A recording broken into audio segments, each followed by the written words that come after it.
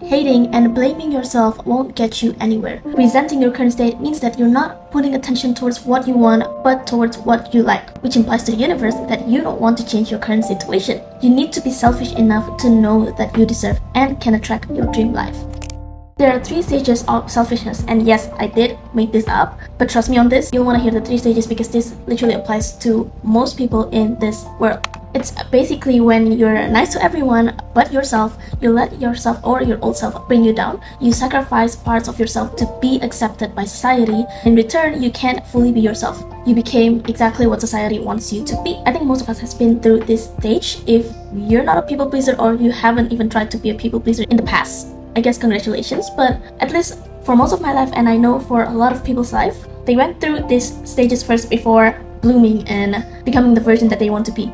So for example, I am in my most people pleaser era when I'm in my teenage years. When I'm in my teenage years, I want to be seen, known, accepted. I'm too shy to speak up. I let others control my life and I couldn't fully be myself. Because again, I don't want to disappoint other people. I want to blend in with others, and that's totally normal because we as human beings were shaped to basically be around others and want to be accepted by others. Otherwise, like our ancestors have experienced, if they aren't accepted by the tribe, they're gonna basically die. So that's kind of like our fight or flight mode. We just want to be accepted, right? But sometimes we took it too far and we ended up sacrificing a part of ourselves in order just for us to feel accepted. So again, in this stage, you don't have discernment between your own judgment and thoughts. You're basically making decisions based off what you think others might like or what others might accept for you. And in return, you also have this self-hatred towards yourself. If you don't do the things that other wants you to do, then you'll hate yourself. You will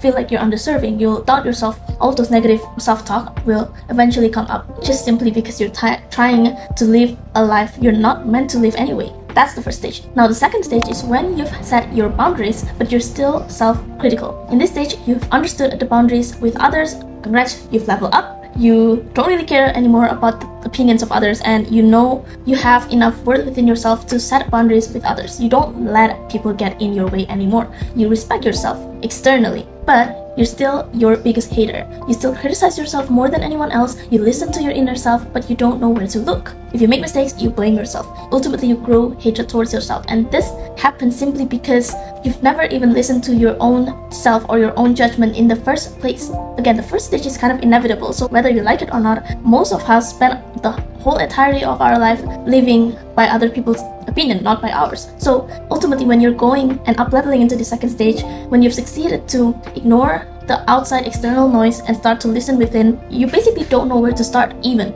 And because you've never grown that self-trust with yourself, it's hard for you to listen to what you actually want. It's like that inner voice that comes from your higher self of being stored deep inside yourself, and it's basically very hard to access it. Like there's a passcode that you need to find out, and you need to have this 100 years of exploration to get that key basically, right?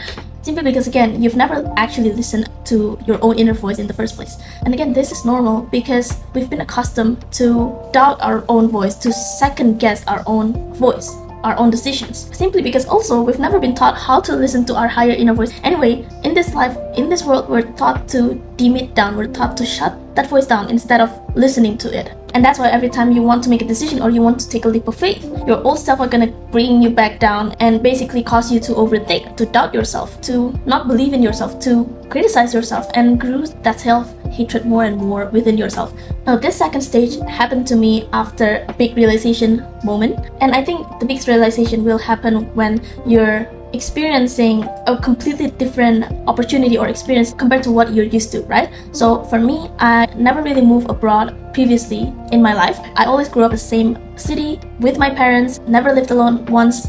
And when it was time for me to go to college, that's when I decided to move abroad and live alone. Fortunately, I am in the position where I can make that decision, and my parents support that decision. And in return, because of that huge shift within my life, I also had a huge awareness moment. From there, I grew my character slowly, I grew my personality, and I stopped letting others' opinion control me. But then again, the second stage comes to me and hits my face. I realized that I had to actually face my own inner critic. Because shutting down the external voice means that you have to find another voice. You have to find another voice that can lead you to where you want to go. Whereas if I didn't even trust myself and trust my own voice, if I make a mistake, I'll blame myself. If I'm not at where I want to be in right now, I'll blame myself. I'll criticize myself for every single thing that I do, simply because I don't know how to listen to my higher self. That is the second stage. Now, moving on to the third stage, this is where you want to be. This is the ultimate goal, is being selfish enough to create your dream reality. In stage 3, you basically have understood yourself completely. You set an identity that you follow. You know the scenario of how you want your life to play out,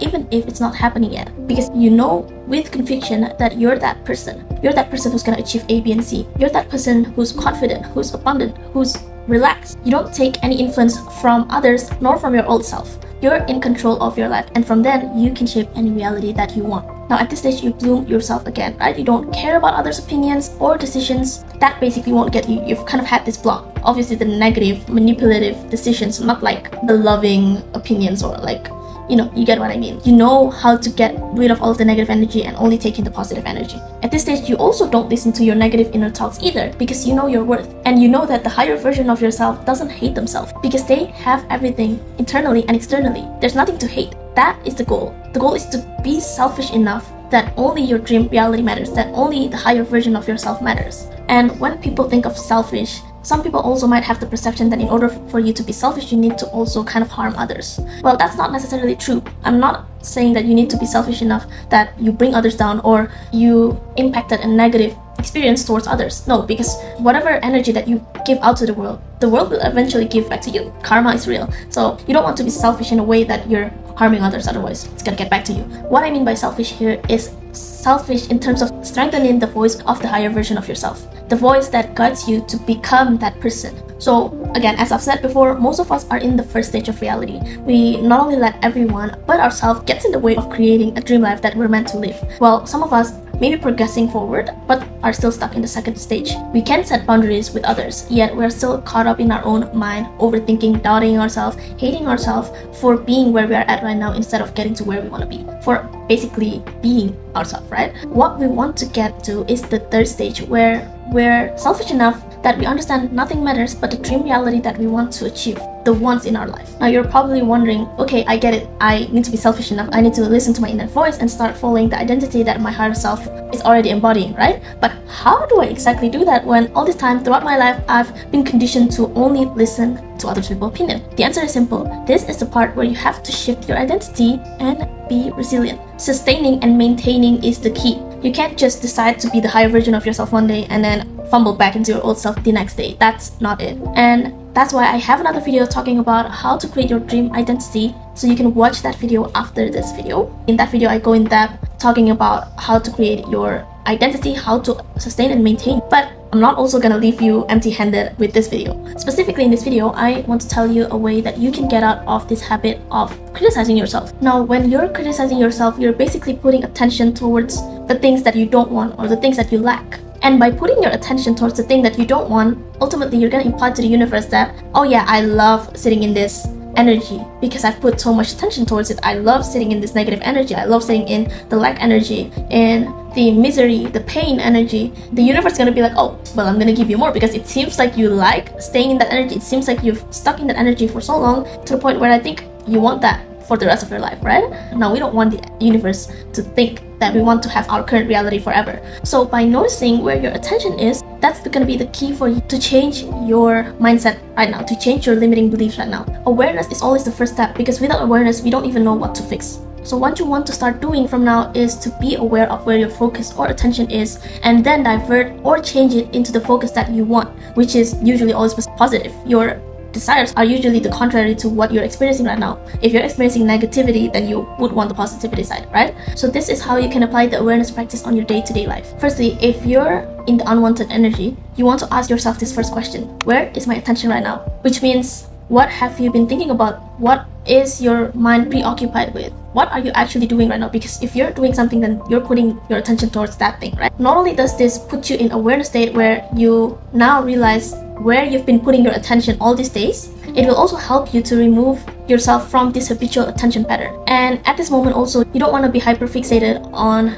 the things that you've put your attention to. I don't want you to overthink and have all of this anxiety and think, oh no, this is what I've been putting my attention towards. Like, oh no, it's so hard to change my reality at this point. No, I want you to simply acknowledge this. Because again, we're practicing awareness now. We want to slowly start building kind of like an awareness switch where we can turn on that switch and be aware, kind of see our life in a third party perspective rather than jumping along the scary tide. Now, after you've asked that first question, the second question that you want to ask is, where could your attention be right now? This part is simply helping you to realize that there could be a million of other things that you could put your attention. This will allow you to daydream and imagine bigger outside of the box. So where you can ask yourself, where could your attention be today? Out of all the trillions of options of decisions that you can make or attention that you can put, where could it be? Your attention could be in the things that you don't normally consider or the things that you rarely think about. Could be other topics, other countries, other people, other events, could be anything. Again, this releases your fixation on the previous focus. It makes you aware that there's basically a million other options to focus onto rather than whatever it is that you're currently focusing. And it also makes the previous focus less heavy, less serious, less charged, less important. It puts you into perspective. Now, question 3, after we've done that second question where we let ourselves be relaxed and not put any label towards our current focus, this is the part where we're now ready to change our attention. So you want to ask yourself, where do I want my attention to be? What do you really want to focus on? What would feel good to look at or to do? After awareness and dispersing it, you will feel lighter. And now you can actually decide where to put your attention. This time you can shift your focus towards something that you actually want to focus, something that your higher self would focus. You want to focus on something that would feel good to you. You want to focus on things that would bring you at a higher frequency state. So if you focus on what you don't want, you'll get more of what you don't want. You want to solve a problem, then focus on what's wanted. Give your mind a proper example. If it knows what it should focus on, then your mind will feel better. So go wild, dream big, practice these 3 questions daily or whenever you feel like you're not putting your attention towards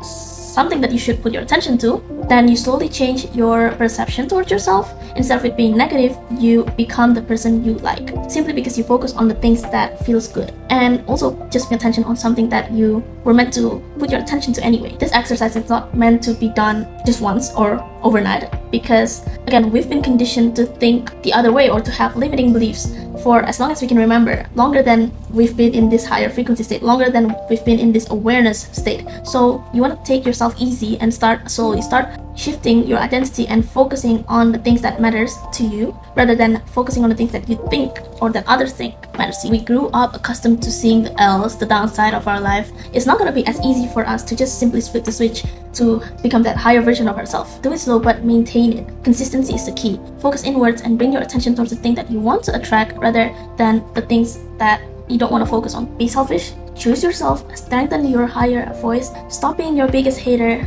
and start creating the life you actually want. Now, I know in this journey of becoming the highest version of yourself, becoming the best version of yourself, it can be lonely. I've been there before. Last year, I was struggling with all of this myself. I built a business that was not aligned with who I want to become because solely I was putting my attention on the wrong things. I thought that I only want wealth, whereas in reality, also having a peace of mind, living the feminine soft life also matters to me, while I'm putting my focus into the hustle mentality. That's not it. And if I have a community or just someone to put a perspective onto that, I would probably realize this sooner and, become the higher version of myself, enjoy the day-to-day life more. Aside from that, I'm not saying that I regret the things that I've done or the experiences that I've been through. It will just shape me to become who I want to become, right? But my point is, the journey will be much lighter, much more enjoyable if you have a like-minded community. If you have someone that not only shares your vision but also hypes you up. So that's what I'm planning to create. I want to have this like-minded community for all of us young, goal-oriented people who want to become the best version of themselves. If you want to join that community, the link is below to join my email list. I'll slowly start to build this community, and when the timing is right, we'll go big, we'll launch big, and we'll meet in real life, hopefully soon. Other than that, please remember that you are the creator of this life. You can basically create anything that you want in this world. I'll see you in my next video.